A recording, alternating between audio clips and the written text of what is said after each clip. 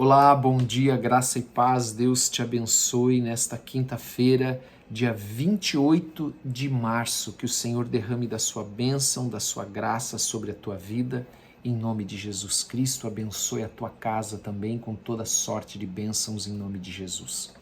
Eu quero te convidar a abrir nesta manhã a tua Bíblia, lá na primeira epístola de Pedro, no capítulo 1, nós vamos continuar lendo essas epístolas por hora que foram enviadas para aqueles cristãos que estavam dispersos, que estavam enfrentando lutas, perseguições, tribulações, e nós vamos tirar, como tiramos da epístola de Tiago, muitas lições para as nossas vidas, que nós podemos aplicar nas nossas vidas, mesmo aquele que está passando por uma luta tão grande que parece que não vai conseguir, o Senhor está com você, amém? Ele está conosco. Vamos orar antes de ler então? Pai, em nome de Jesus, nós queremos te agradecer por esta manhã, em nome de Jesus. Nós pedimos a Deus que o Senhor nos abençoe com toda sorte de bênçãos, que o Senhor derrame da sua graça e do seu poder sobre as nossas vidas, em nome de Jesus. Amém e amém. Quero só lembrá-los que hoje, às 19 horas, nós temos o culto e você é o nosso convidado. Culto com adoração, com palavra. Tenho certeza que o Senhor vai falar ao teu coração, em nome de Jesus. Quero, antes de nós começarmos a ler aqui no versículo de número 1, lembrar você que essa epístola ela foi escrita durante um período em que o imperador Nero ele havia incendiado Roma. Então esta epístola ela foi escrita para esses cristãos que estavam sendo perseguidos, e eles então foram acusados por Nero de terem incendiado a cidade, porque o que aconteceu foi que Nero incendiou a cidade. Neste incêndio muitos romanos morreram, muitos ficaram sem casa, sem esperança e tinham um ressentimento muito forte. Então o que aconteceu? Nero jogou a culpa de tudo isso sobre os cristãos, porque eles já eram odiados pelos romanos, porque os cristãos eles estavam associados com os judeus lá em Roma. E então ele jogou a culpa sobre eles, principalmente porque tanto cristãos quanto judeus, eles não aceitavam a cultura romana, eles eram contra a cultura romana, eles eram hostis à cultura romana. Assim como o cristão, que é hostil à cultura desse mundo, às coisas desse mundo. Nós também somos assim como cristãos. Nós não amamos as coisas desse mundo, nós amamos a Deus. E ali a cultura romana, com seus deuses, com seus templos, com seus ídolos, não era aceita nem pelos cristãos, nem pelos judeus. Amém? Também é importante entender que Paulo havia fundado essas igrejas que receberam esta carta de Pedro. Aquelas igrejas lá da Ásia Menor, nós vamos ler ali depois no início, e eles estavam precisando, por causa dessa perseguição, desse sofrimento, eles precisavam ser fortalecidos agora. Então esta epístola de Pedro, ela é enviada para fortalecer aqueles cristãos que estavam sofrendo, que estavam lutando.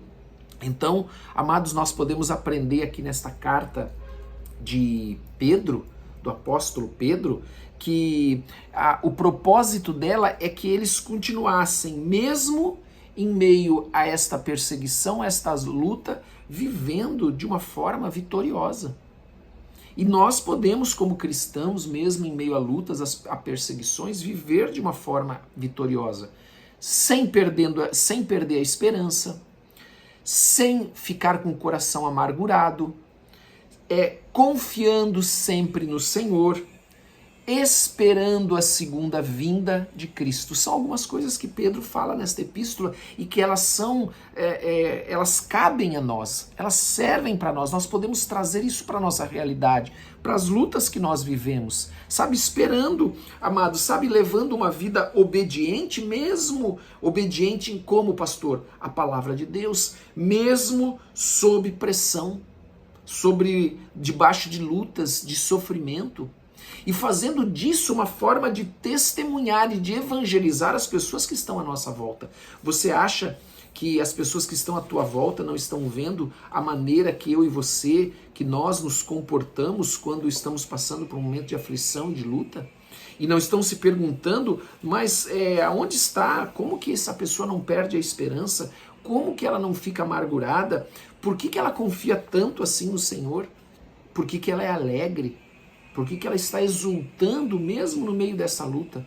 Então a epístola de Pedro, ela vem nos ensinar isso, amados, porque nós vivemos num mundo cheio de lutas e de aflições. E a epístola de Pedro então começa dizendo assim para esses cristãos que estavam sofrendo perseguição porque Nero os culpou de incendiar Roma, porque eles eram contra a cultura romana. Então ele diz aqui: Pedro, apóstolo de Jesus Cristo, aos eleitos que são forasteiros, peregrinos na dispersão no Ponto, Galácia, Capadócia, Ásia e Bitínia, ou seja, neste lugar que se chamava Ásia Menor. Eleitos segundo a presciência de Deus. Sabia que Deus sabia que você iria tomar uma decisão por Cristo, iria crer em Jesus Cristo? Por causa da presciência. O que é presciência, pastor? É o conhecimento que Deus tem das coisas futuras. Em santificação do Espírito. Santificação do Espírito significa consagração, santidade, consagração, para a obediência e a aspersão do sangue de Jesus Cristo. Graça e paz vos sejam multiplicadas. É a saudação de Paulo no início da sua epístola. Então ele diz assim: bendito o Deus, versículo 3, e Pai de nosso Senhor Jesus Cristo, que segundo a sua muita misericórdia, porque ele é misericordioso, nos regenerou para uma viva esperança. Pastor, que viva esperança é essa? É a esperança na vida eterna. Amém? É lá que está a nossa esperança. Nossa esperança não está nesse mundo. Nossa esperança está na vida eterna. Ele nos regenerou para isso. Regenerar é nascer de novo. É fazer agora parte da família de Deus. É agora o Espírito Santo estar habitando dentro de nós, mediante a ressurreição de Jesus Cristo dentre os mortos. Nós falamos um pouco sobre isso no livro de Atos, da importância da ressurreição de Jesus Cristo, porque isso significa que o Senhor, Deus Pai, aceitou o sacrifício de Jesus Cristo na cruz. Amém? E ele continua: para uma herança que é incorruptível. Amados, só uma coisa, amados, ele está falando aqui para nós que ele nos regenerou para uma vida viva esperança, uma vida eterna, uma esperança que está em confiar nos planos de Deus, confiar em Deus, confiar que nós vamos estar com o Senhor, que todo esse sofrimento vai acabar, que todas essas lutas vão acabar. Lembra que eu tenho falado sobre isso na epístola de Paulo e nós vemos aqui de novo isso. Amados, o cristão não está livre de sofrimento. E não é porque você está sofrendo porque você é um pecador e merece o sofrimento. Não, as aflições vêm para todos. Jesus disse: no mundo tereis aflições, mas tem de bom ânimo, eu venci o mundo. Versículo 4, para uma herança incorruptível. O que é uma herança incorruptível? Uma herança que não se deteriora, sem mácula, ou seja, ela não está manchada pelo pecado, pelo mal, ela não está contaminada pelo mal, e também imarcessível. Pastor, o que é imarcessível? Que ela não murcha, ela não vai murchar, ela não vai acabar. Ela vai estar sempre viva, reservada nos céus para vós outros. Então a nossa viva esperança, a vida eterna, é uma herança que ela é incorruptível, sem mácula, imarcessível, reservada nos céus para mim e para você. Amém? Então aqui Pedro, ele está dizendo assim, olhe para além das lutas que você está enfrentando hoje. Não fique com os teus olhos olhando para as lutas, para as circunstâncias, mas olhe para a herança eterna que você tem. A tua herança é uma herança de vida, de paz, de justiça, de estar na presença do Senhor, em nome de Jesus, ainda que nesse presente momento você esteja lutando. E ele diz ainda, que sois guardados pelo poder de Deus. Então veja, o Senhor, ele nos guarda, ele nos protege. Ele é a nossa segurança, ele é a tua segurança, mediante a fé, para a salvação preparada para revelar-se no último tempo. Olha como eu falei na epístola de Tiago e como nós vemos agora na epístola de Pedro, também este assunto da segunda vinda, do último tempo, dos últimos dias, que compreendem entre a primeira e a segunda vinda de Cristo se cumprindo. Amém? Versículo 6.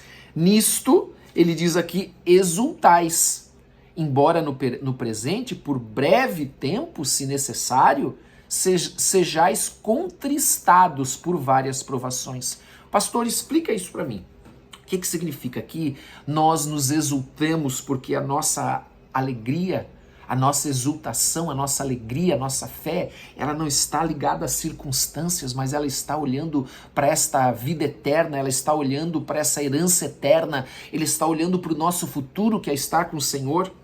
Então, amados, ela não está baseada nas circunstâncias, mas a nossa fé, a nossa alegria, ela está baseada no Senhor e que nele não há mudança, não há alteração, ele cumpre as suas promessas, o que ele prometeu ele vai cumprir. Amém? Então, amados, Pedro aqui, ele diz assim, ainda que se necessário sejais contristados por várias provações. Então, as provações, elas têm um propósito. E aqui Pedro está nos ensinando esse propósito. Ela mostra que a provação, e o que está incluído na provação, versículo 7, para que uma vez confirmado o valor da sua fé, para ver se a nossa fé é uma fé real, é verdadeira, genuína. Mas existem alguns princípios na provação que é importante. Primeiro, a provação ela é por um tempo, ela não dura para sempre. Ela é por um tempo breve e não vai durar para sempre. Todo deserto, uma hora acaba. Amém? Segunda coisa, toda provação ela serve para um propósito. Amém? Ela tem um propósito de nos levar para Deus, de nos aproximar de Deus, de provar a nossa fé, por exemplo. Amém? Para ver se ela é genuína. Ela também, amados, ela traz aflição. Sabia que toda aprovação ela sempre traz aflição? Mas essa aflição tem um propósito. Jesus disse, no mundo tereis aflições, mas tende bom ânimo, ou seja, mantenha a sua fé, eu venci o mundo. Mantenha-se firme, com coragem, persistência. Amém? Andando na palavra, não se desviando nem para a esquerda nem para a direita. E ele ainda, amados, tem outro princípio na aprovação, ela não pode diminuir a nossa alegria. Ainda que nós sejamos ali e por algum momento ficamos em aflição, mas nisso nós exultamos. Nisso nós exultamos porque sabemos que a nossa fé está sendo provada para ver se a nossa fé ela é de fato genuína. Porque no versículo 7 ele diz, para que uma vez confirmado o valor da vossa fé, muito mais preciosa do que o ouro perecível. Então, amados, a tua e a minha fé provada, a minha e a tua fé, quando nós estamos num momento de aflição, de provação, ela é provada para ver se ela é genuína, ela é muito mais preciosa do que o ouro. Mesmo o ouro que foi ali, sabe, apurado no fogo, sabe o que significa isso? Aquele ouro que foi purificado, que foi tirada toda a sujeira dele, toda a contaminação. A nossa fé provada, ela vale muito mais que o ouro, porque o ouro ele é perecível.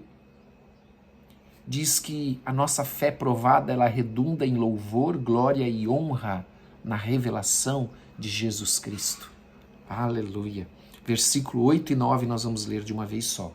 A quem, não havendo visto, há mais, no qual não vendo agora, mas crendo, exultais com alegria e cheios de glória, obtendo o fim da vossa fé, a salvação da vossa alma. Veja então o contexto que ele está colocando é exatamente isso, que nós somos provados, mas nós perseveramos com fé, mesmo não tendo visto, mesmo não vendo, mas crendo em Jesus Cristo, nós obtemos o fim da nossa fé, que é a salvação da nossa alma, que é isso que nós falamos lá no início, que nós estávamos falando da nossa herança eterna, a vida eterna, o nosso prêmio, o prêmio da nossa fé, a vida eterna, a salvação, porque nós não estamos aqui nesse mundo para permanecer aqui, nós somos peregrinos nesse mundo.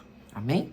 Versículo 10. Foi a respeito desta salvação que os profetas indagaram e inquiriram, os quais profetizaram acerca da graça a vós outros destinada. Então os profetas profetizaram da salvação que viria de Deus, que Deus traria um Salvador, investigando atentamente qual a ocasião e quais as circunstâncias oportunas indicada pelo Espírito de Cristo que neles estava, ao dar de antemão testemunho sobre os sofrimentos referentes a Cristo e sobre as glórias que os seguiriam. Então ele fala sobre, eles profetizam sobre esta vinda de Cristo, porque eles foram salvos por esta fé na salvação que iria ser provida por Deus, o Salvador que Deus iria trazer para o homem. Os profetas criam nisso, profetizaram sobre isso, e no versículo 2 ele diz que tudo isso foi revelado e profetizado para nós, para mim e para você. A eles foi revelado que não para si mesmo, versículo 12, mas para vós outros, para mim e para você, ministravam as coisas que agora vos foram anunciadas por aquele que pelo Espírito Santo enviado do céu vos pregaram o evangelho, coisas essas que até os anjos anelam perscrutar. Oh, glória a Deus, amados. Nós vivemos este tempo que foi profetizado pelos profetas por meio do Espírito de Cristo que habitava neles e que eles investigaram e que eles sabiam que Deus iria prover um Salvador, alguém que viria resgatar todos os perdidos, tanto judeus quanto gentios. Eles profetizaram sobre isso e nós fazemos parte desta profecia, nós estamos vivendo esta profecia, você está vivendo esta profecia, então nós devemos aguardar a vinda de Cristo, amados, sabendo que nós fomos libertos do pecado para a salvação eterna, em nome de Jesus. Amém? Glória a Deus, vamos orar. Em nome de Jesus. Pai, em nome de Jesus Cristo, nós queremos te agradecer nesta manhã, com esta palavra de esperança e de fé. Nós te damos toda a honra e toda a glória e pedimos que o Senhor, ó Deus, nos dê nesta manhã entendimento da tua palavra. Que o Senhor perdoe os nossos pecados, é o que nós te pedimos em nome de Jesus. Abençoa-nos, ó Deus, com toda sorte de bênçãos.